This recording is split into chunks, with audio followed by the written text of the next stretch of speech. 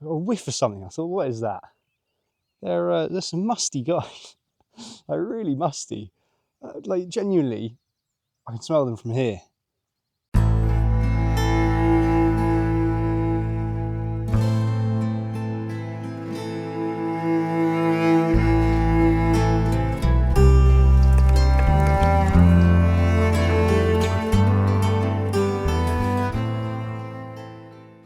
Hello and welcome back. Today we are on a little bit of a scouting mission to try and find the cuckoo. I was out during the week and I managed to see it and hear it. It was at the usual spots, but I've only been out once, so I'm not sure how consistently it's going to those areas.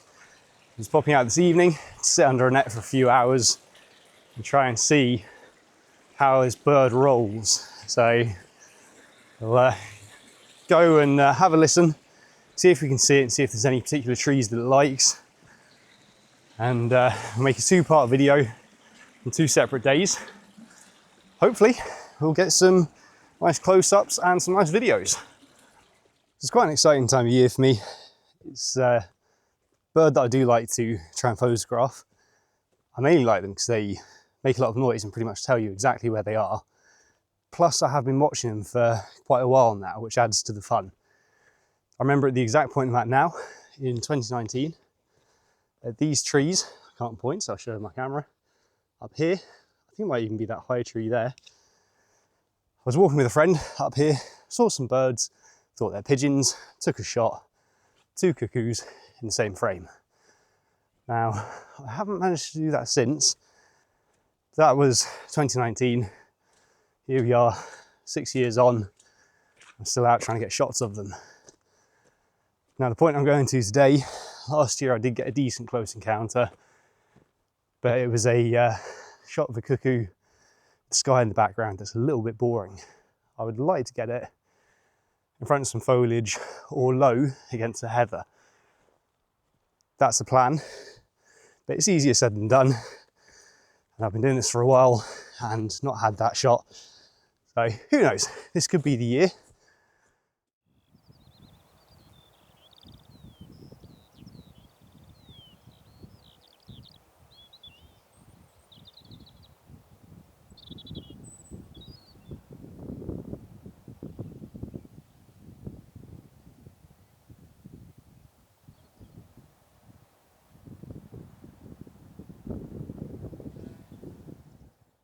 Right, so I'm now at the place where I expect to see the cuckoo.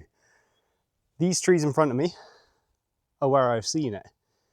So each year, this big one just in front there in the middle of the frame, I've seen it there quite regularly. Earlier during the week I saw it at the edge of this wood. So I will set up by a gorse bush just there and sit and wait, and we'll see if we get any sightings. I don't usually come out this late for cuckoos, so I'm not sure what they get up to in the evenings. So that's another thing that we'll find out today. Another thing to mention as well, if you're out in the heather, just tuck everything in. The ticks are dreadful. Like, I've not been here that long, and yeah, you'll see some of the videos I took on my phone there. They're bad, lots of ticks, and big ones as well. I don't like them. There's a huge one trying to go up my leg now. I don't know if you'll actually be able to see it. Don't know if you can see this black dot. What size is that? Like, what? Where's that come from? I don't want that biting me. Yeah, so by tucking in it definitely helps. And if you get some repellent, I'd recommend it. I need to find some that's good. So ticks, watch out for them. As you saw with the ticks, there's quite a few and they're quite big. And for that reason, I've decided not to put my camo net on me because that's just like a ladder straight up to my head. I need to put some spray on that or some sort of repellent because I wouldn't really feel comfortable. The amount of ticks that I got on me just walking here, I think if I sat here for any period of time, I would get well bitten. Which one year happened to me, I literally had 6 or 7 ticks latched onto my legs, which isn't great. So instead I've opted to just sit down in camo on a seat and yeah, just waiting to see if the cuckoo will turn up. So far, no sign of it, but I've seen a nice little stone chat and some meadow pipits. And I know the meadow pipits are something that the cuckoo will try and target. I'm not sure if stone chat are, I'll have to look into that. But yeah, nice to watch them for a bit. And yeah, just good to be out, to be honest. Nice to see everything turning a bit green. Give it another hour or so, and then tomorrow I will, depending on the success here, try a new location and see if I can find the cuckoo there.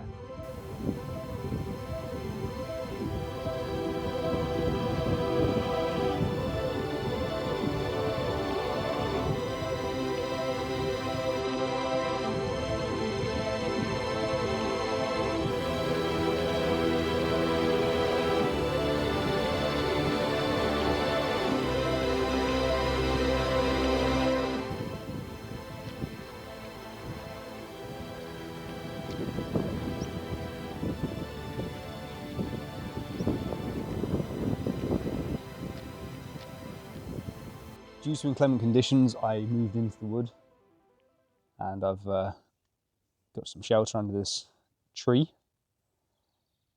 No sign of the cuckoo yet. I'm not sure where they go in the evenings, but this wood apparently is where they don't go. I'm going to walk through the wood and see if I can see anything else, and then head home.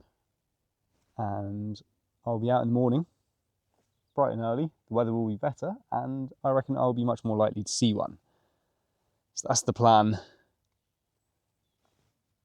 I'm positive it's going to work. We'll get our cuckoo.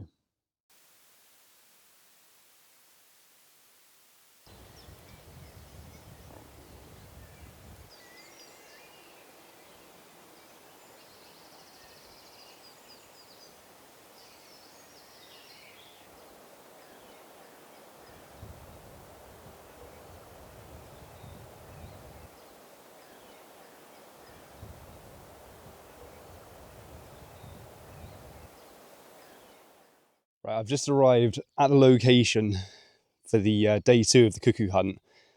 Oh, it's all going on already, like it's happening. So where I got the cuckoo last year, I've heard one in that direction, so I'm going to head down there. Then over to the other side, have a look at this. So there is also a cuckoo in the woods over here, cuckooing away. Look at this seed in front of me, that is phenomenal. So there's all this cloud, low cloud, just in front of the Knockmill Downs there. That looks amazing. I did bring a wide lens, I've taken a couple of shots. The only thing is the cuckoos. I want to go find them. So I'm actually going to drive down, there's a little bit I can pull into near to where I saw it last year. So I'm going to go down there and, as I say, listen for the noise, follow it, then I'll stop and watch. I'm going to go to the trees where I had success last year, and if I wait around there, I'm sure I'll get to see its patterns and get to see it. The light's phenomenal, so I got to go. This is exciting.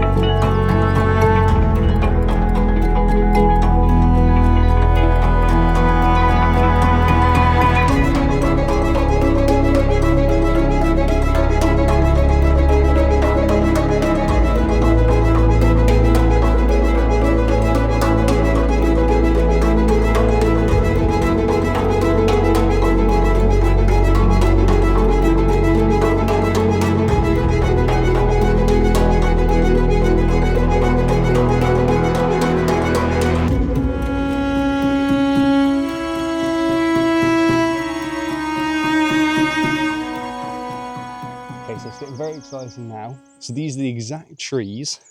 Last year I was under this tree.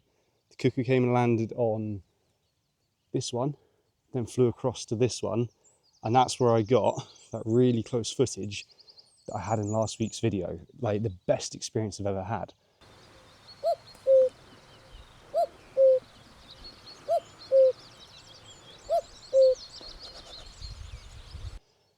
So what I'm doing, I'm just setting up my audio recorder. And if the cuckoo comes near here, I'll be able to hopefully get some audio of it. So I'll just leave this recording, just leave the bag down there. And the cuckoo is at this area over here. So I can hear it there at the minute. So I'm going to be sitting just back over to the right, far away, and this way, because last year I was backlit, the sun was where it is now and cuckoo was there. So this way I should get some good light on the cuckoo if it comes by. And with these I should get some nice audio. Now, there is a stream nearby and it was quite wet yesterday, so that's going to be quite prominent. But if the cuckoo comes close, it's going to be loud. It should overpower the rest of the sounds. It should be lovely. So very, very exciting. I'm going to go get under my, well, behind the tripod, not under the net, because I'm going to go get ready. I'll go and sit for a bit. Right, so I've sat here for about an hour at this stage and not had any cuckoo action. They were this direction, or it was, and it seems to have moved around. I have a feeling, so I think I heard it over here, I have a feeling they do a bit of a loop as the day goes on. Maybe they circle back, I'm not fully sure. So it's one of those things. Yes, it is a bit annoying that the cuckoo hasn't shown up. Not physically, you know, I've heard it, I've just not seen it. At the same time though, it's all learning, it's all data, as it were. And that's the beauty of getting out. It's just sort of getting to observe the patterns and understand the bird that you're trying to get. And the thing is, it's very hard with a bird that isn't here all the time to know what they're going to do. So you have to go out and observe and put the hours in to actually be able to estimate where you might find them. So as much as it seems like it's not ideal, it's still learning and you don't know what it might lead to. What I learn today might help me in the next outing or next week. So it's all positive, it's all good. I'm going to sit here for a little bit longer and then I'm going to head back to the car and see if I can get any videos of anything else. I did see what I think are feral goats on the way here. They look class, big horns, look really cool. So I'm going to try and find them again. So not a complete loss so far.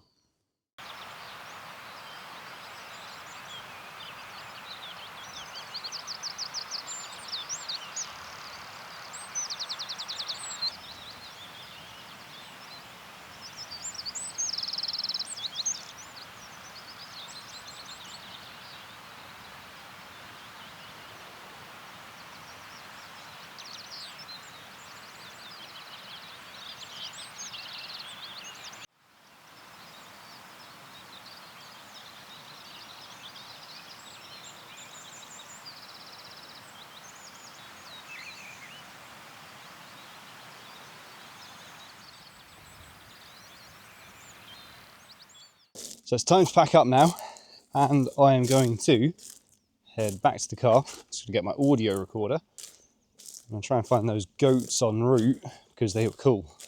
I'll spend a bit of time videoing and photographing them. That'll be pretty fun if I can find them. But this is a great example of wildlife photography and the reality of wildlife photography.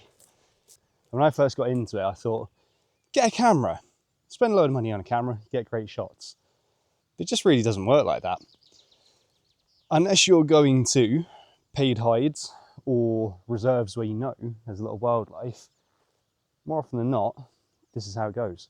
So much of my time is spent in the field, observing, looking, seeing nothing. Then what happens is you get that one moment. And it happens, it could be anywhere from every 3 to 6 months where you have a moment that's really, really good. And that'll inspire you then for years. And it's just, you're always sort of looking for that moment. And they're few and far between. But it's still lovely just being out and just taking shots of random things.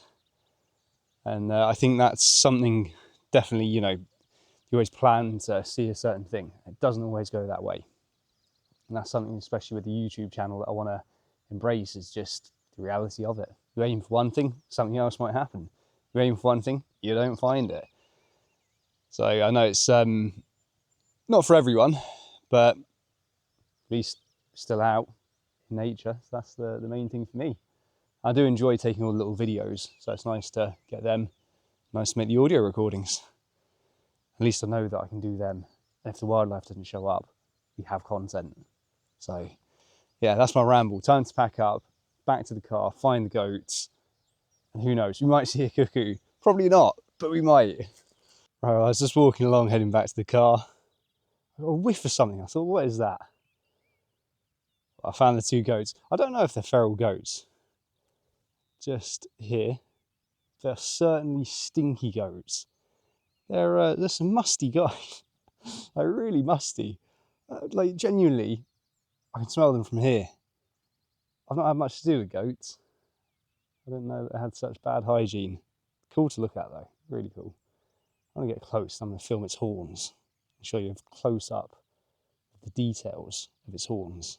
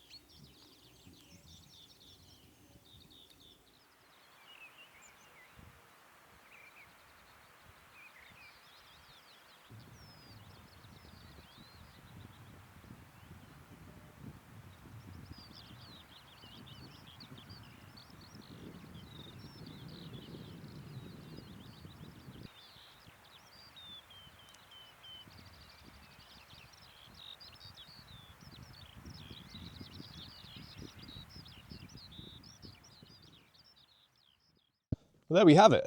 Not much luck with the cuckoo. I'm actually listening to it right now, and it is over the woods just over there.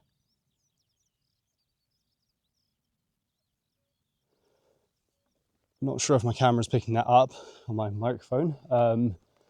Yeah, it appears to be over there. It was May last year. I got my close up at this area, so I'm not sure. Maybe they'll become more active here. Maybe it's a time of day thing. Who knows? Who knows? But a bit more time out here, I'm sure we'll have our day. Still, it was cool to see those goats. As I say, I have not seen those in this area before, and I don't know anything about goats, so they might not even be feral goats. They look cool. They might be feral goats. That'd be even cooler. We shall see. Yeah, that's that. I've done a good deed. Picked up some litter, as you do. Just always find stuff around here. It's very annoying, but done my bit and picked it up because there's no point complaining and doing nothing about it. Yeah, that will conclude it for today. So, no visual on the cuckoo. Did get to hear it. Got some musty goats and a few nice landscapes as well. So, yeah, a good day to be fair. So, thank you for joining me. Thank you for watching. I'll see you in the next video.